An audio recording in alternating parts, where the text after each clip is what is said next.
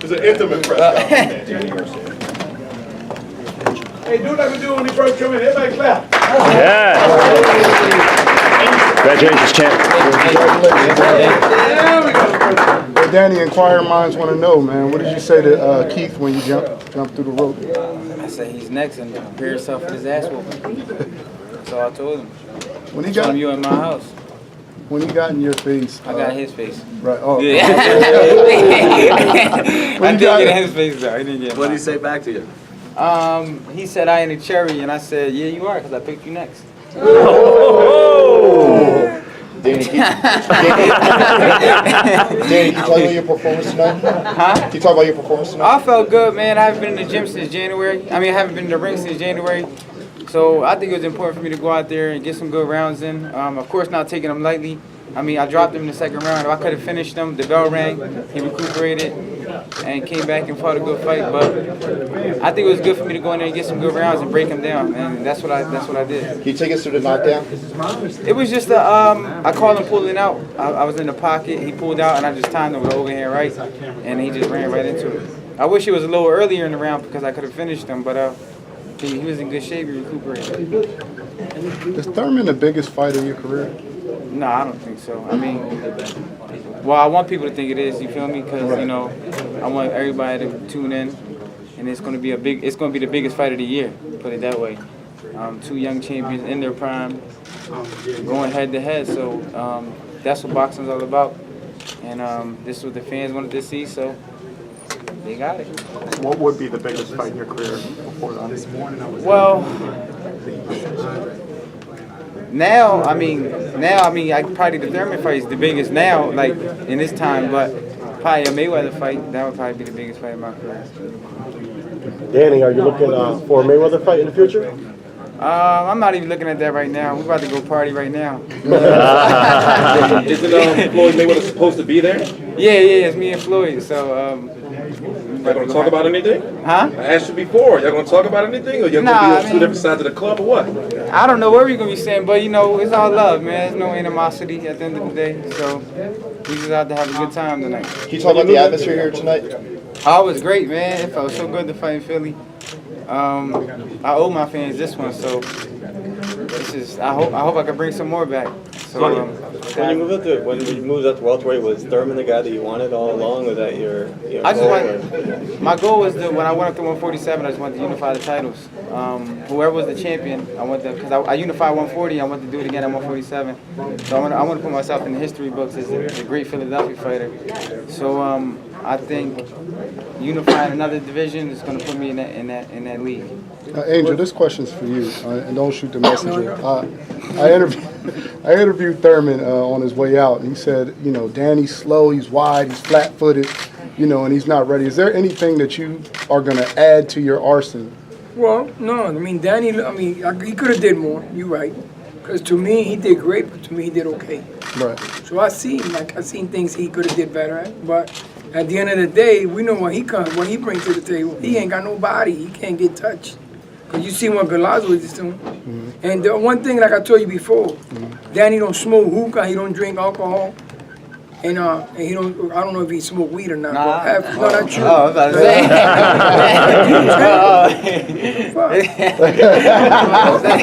say. So I'm gonna shoot the guy that feed me. But I ain't gonna shoot you. I'm gonna shoot him over there. Go ahead, man. Oh, no, don't get We'll smoke hookah. That's what I'm told. Yeah, now he. We'll party. Right. We party too, but like I said before, I go out, I don't party. Danny don't party. For you not to party in a club with a bunch of young guys and not drink alcohol, you gotta have a strong will.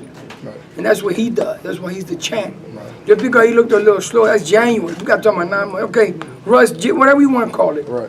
Russ ring, all that. I don't believe it now. I think he could have did better if he would use both his hands. Gotcha. If he would both use his hand, he was using more left. If he would use both hands, he would have been a two-hand fighter tonight. He would have destroyed the young. He did destroy them.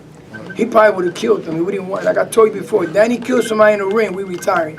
So pray to God that Danny don't kill nobody. Just pray that Keith Thurman don't get killed. Danny, you know what I'm saying? Let's pray for that. Now that the fight's over, was there any distraction? Like, did you have the Thurman fight in your mind at all during training camp or in between rounds of this fight? I can't lie, like, It's a couple times I woke up in the morning and I was like, I was just thinking about both fights, like fighting them the same night, like that's how, like I was like, I felt like that adrenaline in me, like, but nah, man, I had to come in here, focused, cause you get distracted, you know. I got, you know, Allen Iverson, Meek Mill come out, walk me out to the ring, so I think that was great for Philadelphia to see all the stars come out and support each other. So I think that was a great look for Philadelphia in the sports scene, or just in general, because, you know, a lot of people say a lot of people in Philadelphia don't stick together. So I think just us showing that, you know, no matter who we are, what we do, we're gonna rock for each other. Besides what you said in the ring, what do you have to say to Keith Thurman? No, I really have not much to say.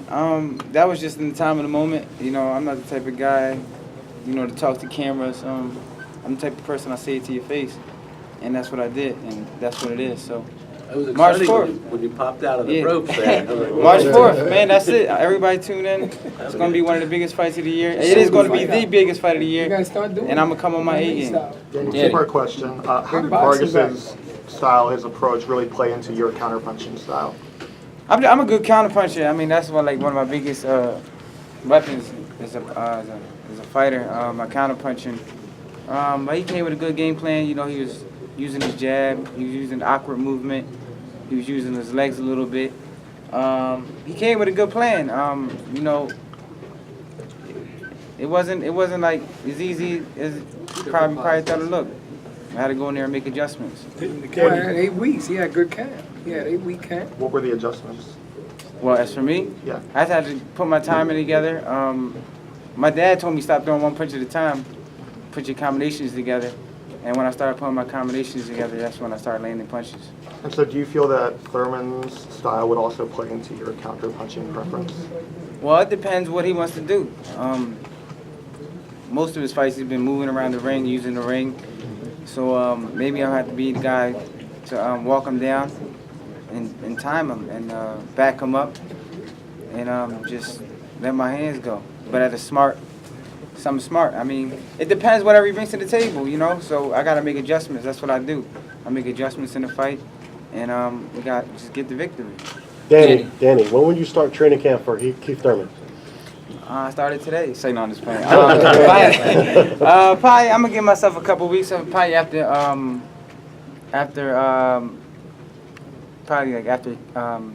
Thanksgiving. 2 more questions, guys. Danny, you don't ever seem to come out of character at all. Yeah.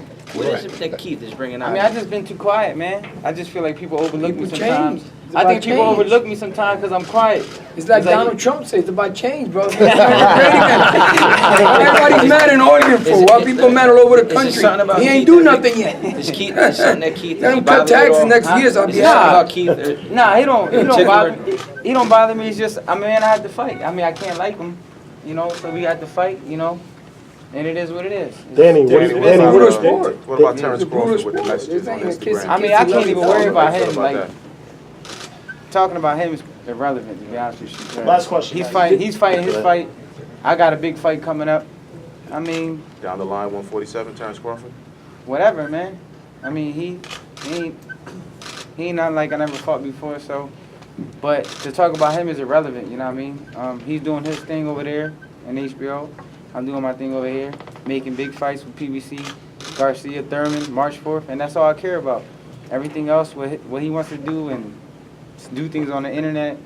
Yeah, he want exposure. See, the more we talk about it, the more views he get. So he not living off of us. He ain't got no views. Big guy. Last question. You got DSG, throw that shit on, young fella.